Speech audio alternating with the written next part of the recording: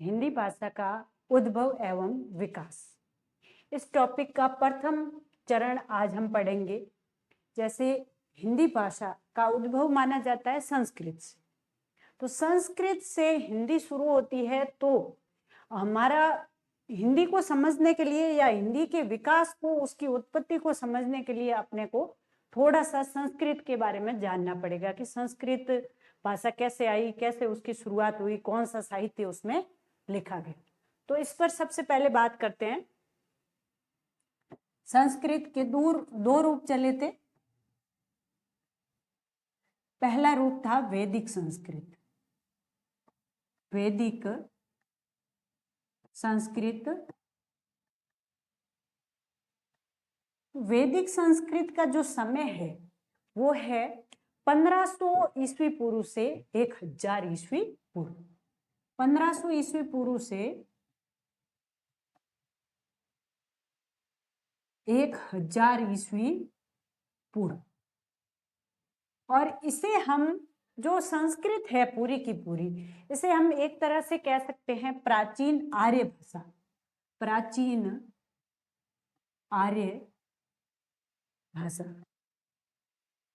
और जैसा कि हमें पता है कि भाई यह संस्कृत हिंदी की जननी है, तो किस प्रकार से हिंदी तक ये विकास प्रक्रिया आई है उस पर हम थोड़ी बात कर रहे हैं। तो वैदिक संस्कृत का जो समय है वो है 1500 ईस्वी पूर्व से 1000 ईस्वी पूर्व। और जो वैदिक संस्कृत है वो मुख्यतः वेदों की भाषा थी। वेदों की भाषा।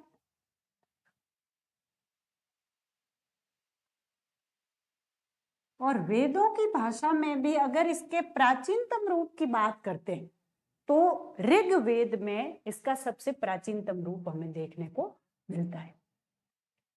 ऋग्वेद जो है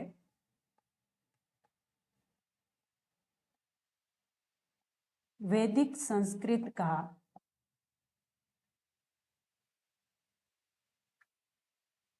प्राचीनतम रूप।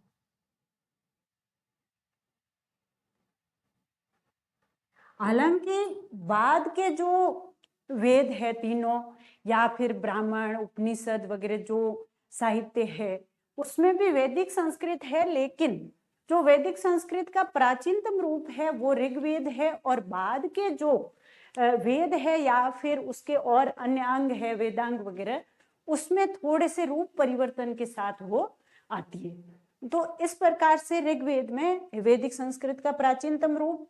और अगर हम वैदिक संस्कृत की बात करें तो इसके कुछ अन्य नाम भी है। वैदिक संस्कृत को वैदिकी कहा जाता था। वैदिकी, छंदस,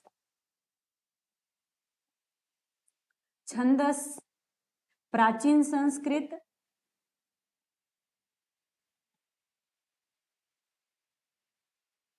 इस प्रकार जैसे वैदिकी, छंदस, प्राचीन संस्कृत, इस प्रकार के नामों से वैदिक संस्कृत को जाना जाता था। और इसे वैदिक संस्कृत ही कहना पड़ेगा क्योंकि संस्कृत जो नाम आज चलता है वो इसकी अगली कड़ी लौकिक संस्कृत के लिए आया है, और इसका नाम जो है वो वैदिक संस्कृत ही रहेगा।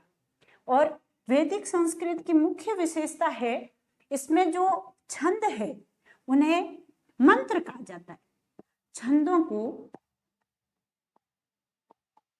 मंत्र कहा जाता है।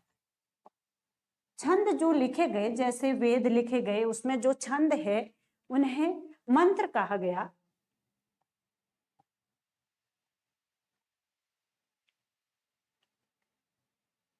अब हम जैसे बात करें कि भाई वैदिक संस्कृत कौन कौन से साहित्य में मिलती है उस पर थोड़ी सी बात करें तो वैदिक संस्कृत 3 रूपों में मुख्य रूप से मिलेगी। वैदिक संस्कृत के प्रभाग, यानी जो हमें साहित्य उपलब्ध होता है वो मुख्यतः 3 प्रभागों में मिलेगा। सबसे पहला जो भाग है वो है संहिता या वेद। वेदों को ही संहिता कहते हैं। संहिता पहला जो भाग है वो है संहिता। और दूसरा जो भाग है वो वेदों पर ही, वेदों की ही प्रक्रिया है जिन्हें हम ब्राह्मण ग्रंथ कहते हैं। ब्राह्मण ग्रंथ, ब्राह्मण ग्रंथ। और तीसरा जो वैदिक संस्कृत में साहित्य लिखा गया मुख्य रूप से वो है उपनिषद, उपनिषद। अब वापस बात करें कि संहिता क्या है। संहिता चारों वेदों को ही कहते हैं और इसके 4 वेदों के जो नाम है वो इस प्रकार है। सबसे पहला या प्राचीन वेद जिसे हम कहते हैं, 1 मिनट,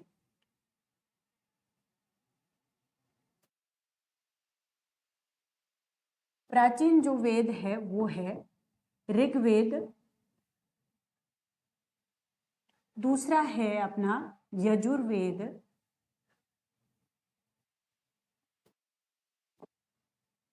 सामवेद और चौथे वेद का नाम है अथर्ववेद।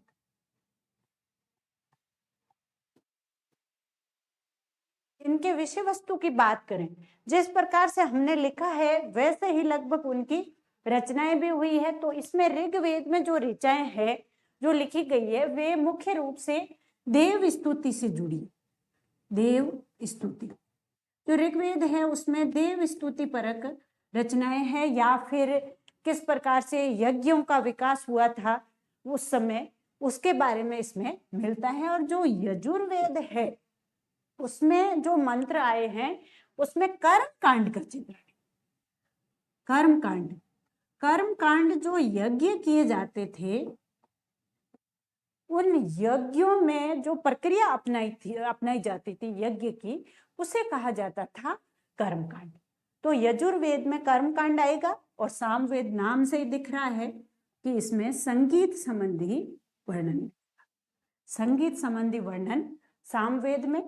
और जो अथर्ववेद है ये लोक में प्रचलित तंत्र मंत्र, जो उस समय की जनता थी उसमें जो प्रचलित तंत्र मंत्र, जादू टोने वगैरह, टोने टोटके, उनका वर्णन हमें मिलेगा अथर्ववेद।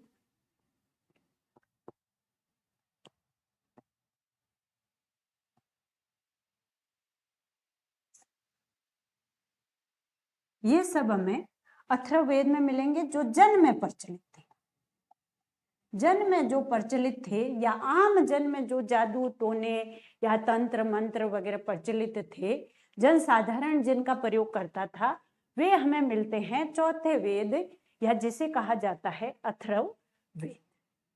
इस प्रकार ये 4 वेद हुए, संहिता हुई जिसकी भाषा है वैदिक संस्कृत। वैदिक नाम ही वेदों की भाषा से वैदिक भाषा नाम पड़ा। दूसरा है अपना वैदिक संस्कृत में लिखा गया ब्राह्मण ग्रंथ। अब ब्राह्मण ग्रंथ में क्या था, मुख्य रूप से कर्मकांड थे और उसके साथ साथ कथा योजनाएं जो वेदों में चलती है, वे सारी की सारी कथा योजनाएं ब्राह्मण ग्रंथों में आ गई। कर्मकांड एवं कथाएं, सारी की सारी जो कथाएं हैं वे इन ब्राह्मण ग्रंथों में आ गई जो वेदों के साथ चलती है। अब एक ब्राह्मण ग्रंथों में जो प्रसिद्ध है ऋग्वेद का, उसका नाम है ऐत्रेय ब्राह्मण। ऐत्रेय ब्राह्मण, ऐत्रेय ब्राह्मण का संबंध है ऋग्वेद से। ऐत्रेय ब्राह्मण जो है वो ऋग्वेद से जुड़ा हुआ है। ऋग्वेद से जुड़े हुए ब्राह्मण का नाम है ऐत्रेय ब्राह्मण। वो कई बार पढ़ने के लिए मिलता है कि भाई ऋग्वेद का संबंध किस ब्राह्मण से है, तो ऐत्रेय ब्राह्मण। फिर है उपनिषद। अब जो वेदों में और ब्राह्मण ग्रंथों में जो बातें आ गई थी उसके अलावा कुछ बातें रह गई, वे परिशिष्ट के रूप में उपनिषद में जोड़ी गई। जो विद्वान थे उस समय के, उन्होंने, जो आध्यात्मिक व्यक्ति थे, उन्होंने जो चीजें वेदों और ब्राह्मण ग्रंथों में नहीं आई उन्हें परिशिष्ट के रूप में जोड़ दिया था। तो इसे हम कह सकते हैं उपनिषद जो है वो ब्राह्मण ग्रंथों के परिशिष्ट यानी जिसे बाद में जोड़ा गया हो, जो जानकारी यहाँ नहीं थी उसे जोड़ा गया उपनिषद के रूप में और ये संख्या में 108 मानी जाती है। उपनिषद जो है वो 108 है, उपनिषदों की संख्या है 108। ये अपने बात हुई मुख्य रूप से वैदिक साहित्य की। अब इसकी मुख्य विशेषताओं पर वापस से अगर बात करें तो वैदिक साहित्य जो है, वैदिक संस्कृत में 52 ध्वनियां प्रचलित थी, 52 ध्वनियां थी। और एक इसकी मुख्य विशेषता है, वो है इसकी जो वेदों की या वैदिक संस्कृत की जो भाषा है वो योगात्मक और श्लिष्ट है। वैदिक संस्कृत की जो भाषा है वो योगात्मक एवं श्लिष्ट भाषा का प्रयोग, श्लिष्ट भाषा का प्रयोग। इसका अर्थ हुआ कि जो वाक्य होते थे वे लंबे होते थे और उनमें किसी प्रकार का कोई विभक्ति चिन्ह नहीं आता था। विभक्ति चिन्ह नहीं आने के कारण उसमें योगात्मकता ज्यादा रहती थी, कारक चिन्हों का प्रयोग नहीं होता था और सामासिकता ज्यादा रहती थी। यह वैदिक संस्कृत की मुख्य विशेषता है, जो संस्कृत में भी या जिसे हम कहते हैं लौकिक संस्कृत उसमें भी विद्यमान रही, लेकिन इसकी तुलना में वहां पर थोड़ी सी कम हो जाती है। तो ये एक इसकी मुख्य विशेषता है। बाकी अगर वैदिक संस्कृत की बात करें तो इसे छंदस कहा जाता है, छंदस नाम से वैदिक संस्कृत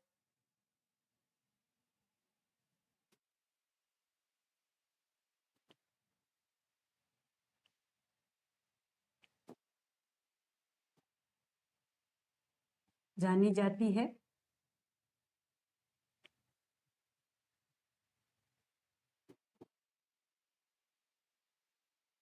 इस नाम से वैदिक संस्कृत जानी जाती है एवं इसमें जो छंद रहते थे उन्हें क्या कहते थे, मंत्र कहते थे। इसमें छंदों को मंत्र कहते थे। एवं इसकी जो अगली कड़ी है वो है लौकिक संस्कृत, यानी जो संस्कृत थी उसके दो प्रभाग है, वो समय के अनुसार है। जो पुराना समय था, वेदों का समकालीन था, वो संस्कृत अपने कहलाई वैदिक संस्कृत।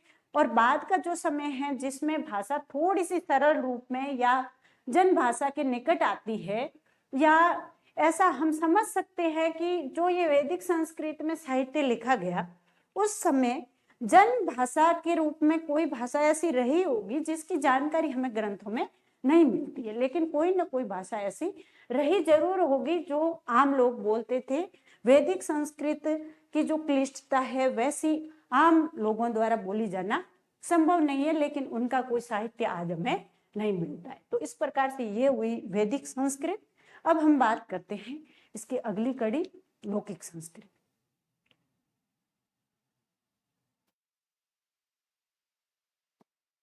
लौकिक संस्कृत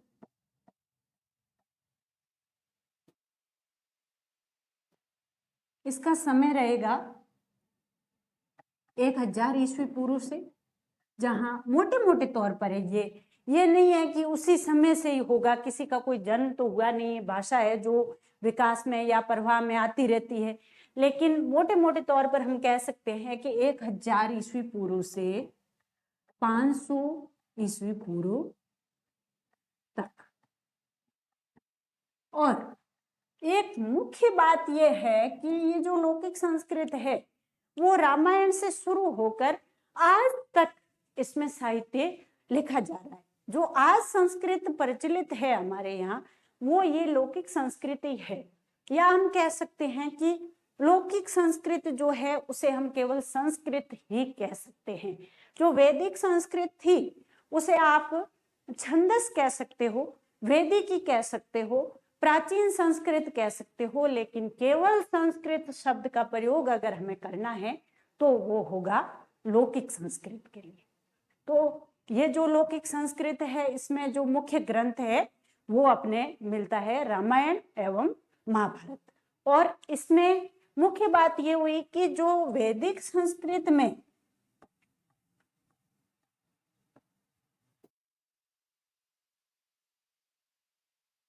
लरी वगैरह जो कई ध्वनियां प्रचलित थी वे कम हो गई।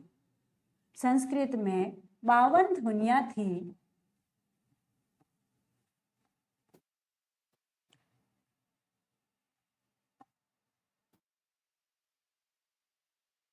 तो लौकिक संस्कृत में आकर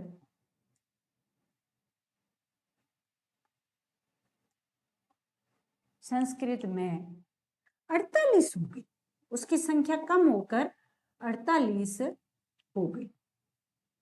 अब अगर लौकिक संस्कृत की बात अगर परिभाषा तक की करें तो लोक में बोली जाने वाली संस्कृत, यानी वेदों की भाषा को हम कह सकते हैं ज्यादा परिनिष्ठित वेदों वाली, या जो वैदिक संस्कृत थी उसे हम कह सकते हैं परिनिष्ठित, और थोड़ी सी लोक के निकट या जन के निकट जो संस्कृत है, जन के निकट संस्कृत है उसे कहा गया लौकिक संस्कृत।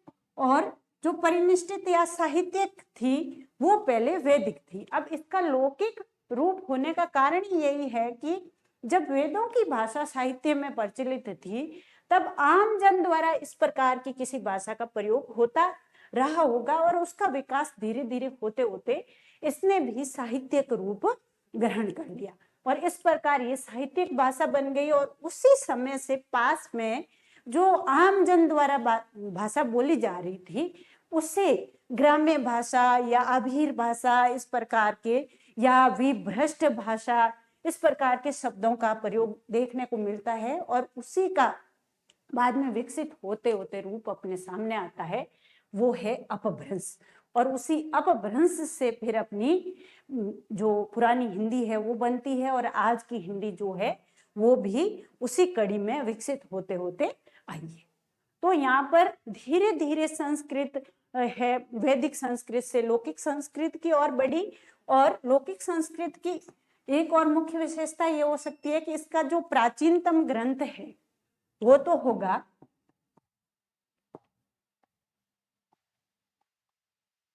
प्राचीनतम ग्रंथ तो अपने हो जाएगा रामायण,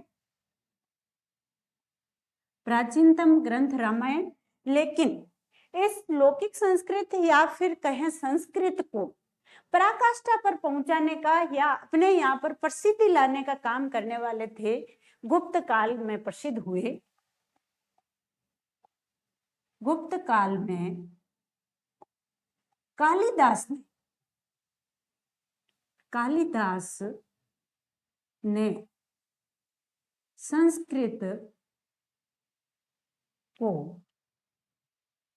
बुलंदियों पर पहुंचा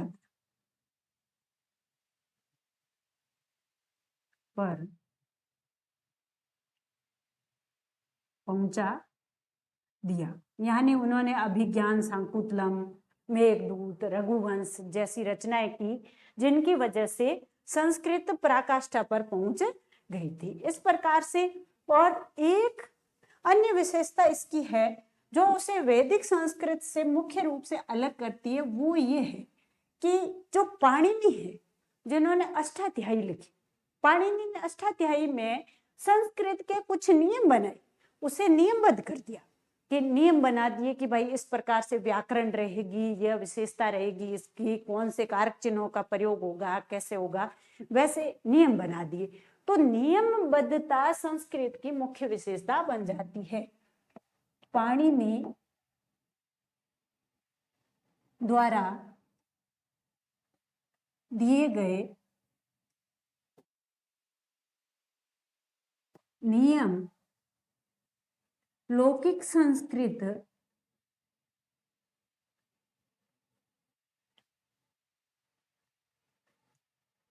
की मुख्य विशेषता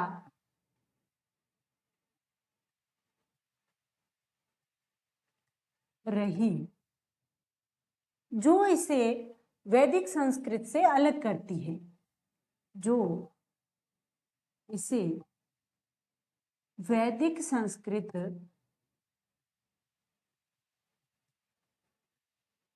से अलग करती है।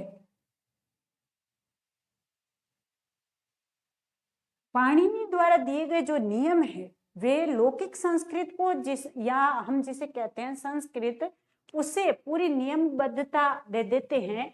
और इस वजह से ये जो संस्कृत है वो वैदिक संस्कृत से भी अलग हो जाती है और बाद की भाषाओं से भी बिल्कुल अपने अलग रूप में आज भी प्रचलित है। अब एक बात और है कि जो संस्कृत है या लौकिक संस्कृत है, इसमें लौकिक संस्कृत में छंदों को श्लोक कहने लगे। श्लोक कहा जाने लगा। मोस्ट बात है कि लौकिक संस्कृत में छंद है उन्हें श्लोक कहा जाने लगा।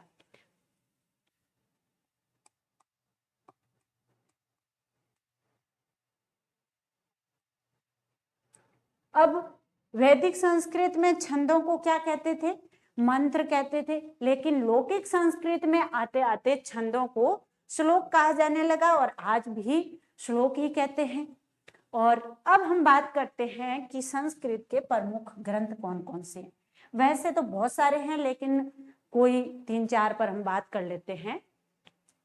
लौकिक संस्कृत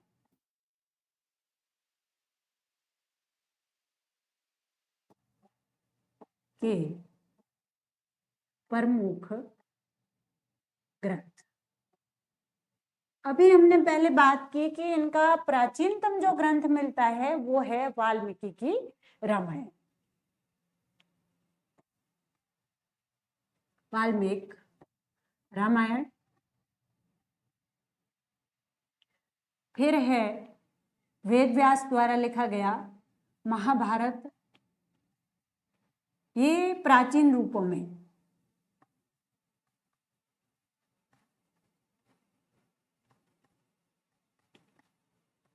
और जो बाद के रूप है संस्कृत के, उसमें आते हैं कालिदास के नाटक, उनकी काव्य कृतियां वगैरह, जैसे मेघदूत,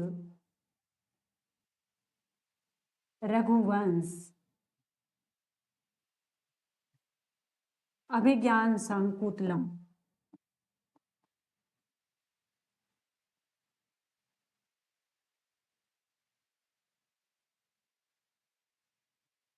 राजा दुष्यंत एवं शकुंतला की कहानी इसमें मिलती है। अभिज्ञान शाकुंतलम, ये सारे के सारे कालिदास के हैं।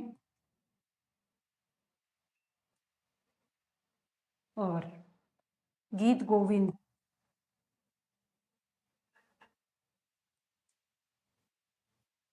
आदिकाल के लगभग 13वीं शताब्दी के आसपास गीत गोविंद लिखा था जयदेव ने, जिसमें अलंकारों का मुख्य रूप से चित्रण मिलता है। ये भी संस्कृत ग्रंथ है। एक है जैसे मर्चकटिकम, जो शूद्रक की रचना है, शूद्रक की रचना है। इस प्रकार अन्य जैसे पाणिनि की अष्टाध्यायी है, पाणिनि खुद ने अष्टाध्यायी लिखी जिसमें संस्कृत व्याकरण के नियम आते हैं, वो भी संस्कृत में लिखी हुई है। इस प्रकार से आज हमने बात कर ली कि भाई ये जो हिंदी का उद्भव होता है संस्कृत से, उसकी यात्रा किस प्रकार चलती है और धीरे धीरे किस प्रकार से भाषा के रूप में परिवर्तन होता है और यहाँ तक लौकिक संस्कृत तक ये कहानी आती है, जो आज भी संस्कृत के रूप में हमारे यहाँ प्रचलित है। और इस प्रकार से ये जो लौकिक संस्कृत है, इसी से आगे पूर्व प्राकृत या जिसे हम क्या कहते हैं पाली, वो विकास प्रक्रिया आएगी, तो उस पर हम बात करेंगे। तो इस प्रकार से आज हमने जो भी पढ़ा, जो समझा, उस पर कुछ प्रश्नोत्तरी देख लेते हैं।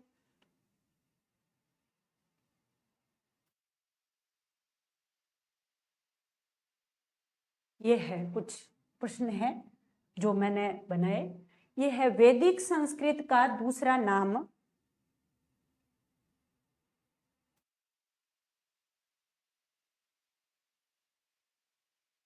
वैदिक संस्कृत का दूसरा नाम कौन सा नहीं है? छंदस, वैदिकी, श्लोकी, प्राचीन संस्कृत।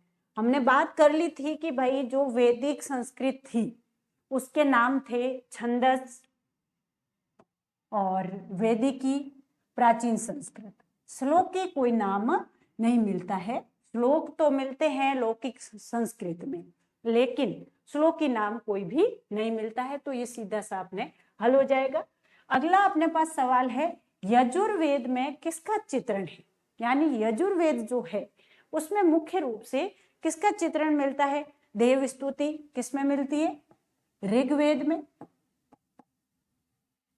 और कर्मकांड अपने यजुर्वेद में ही है, जो यज्ञ से संबंधित होते हैं, यज्ञ से जुड़े कर्मकांड जो है वो यजुर्वेद में। और संगीत है सामवेद। और तंत्र मंत्र या जो आम जन में प्रचलित जादू टोने टोटके वगैरह थे वे अथर्ववेद, अथर्ववेद में मिलते हैं। इस प्रकार से ये अपना प्रश्न। अब है वैदिक संस्कृत में छंदों को क्या कहा गया? वैदिक संस्कृत में कौन सी संस्कृत है? वैदिक। तो वैदिक संस्कृत में हमने पहली बात की थी कि वैदिक संस्कृत में इन्हें मंत्र कहा गया। और श्लोक किसमें कहा गया? लौकिक संस्कृत। लौकिक संस्कृत कहो या फिर केवल हम संस्कृत कहें तो भी एक ही बात है। आज हम जिस संस्कृत का नाम लेते हैं वो अपनी लौकिक संस्कृत है। लौकिक संस्कृत एज इक्वल संस्कृत, एक ही बात। और अगर वैदिक संस्कृत की बात की जाए तो उसे प्राचीन संस्कृत कह सकते हैं, वैदिकी कह सकते हैं, छंदस कह सकते हैं। फिर है, निम्न में से लौकिक संस्कृत का ग्रंथ नहीं है। तो ऐत्रेय ब्राह्मण, रघुवंश, अभिज्ञान संकुतलम।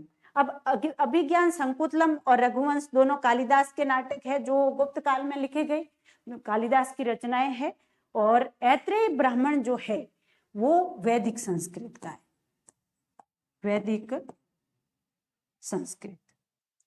और वैदिक संस्कृत में भी जो ये है ऐत्रेय ब्राह्मण, ये ऋग्वेद से संबंध रखता है, ऋग्वेद से जुड़ा हुआ है, ऋग्वेद से जुड़ा हुआ ऐत्रेय ब्राह्मण। अब लौकिक संस्कृत में कितनी ध्वनियां रही? 52 ध्वनियां किसमें थी? वैदिक में। वैदिक संस्कृत में 52 ध्वनियां थी, जो कि 4 कम होकर के 48 पर आ गई। किसमें? लौकिक संस्कृत में। तो इस सवाल का जवाब होगा 48। यहाँ पर संस्कृत भी हो सकता था, अगर संस्कृत अकेला लिखा हुआ होता तो भी उत्तर क्या होता? 48। लेकिन अगर यहाँ पर होता कि वैदिक संस्कृत में कितनी ध्वनियां रही तो अपना जवाब हो जाता 52।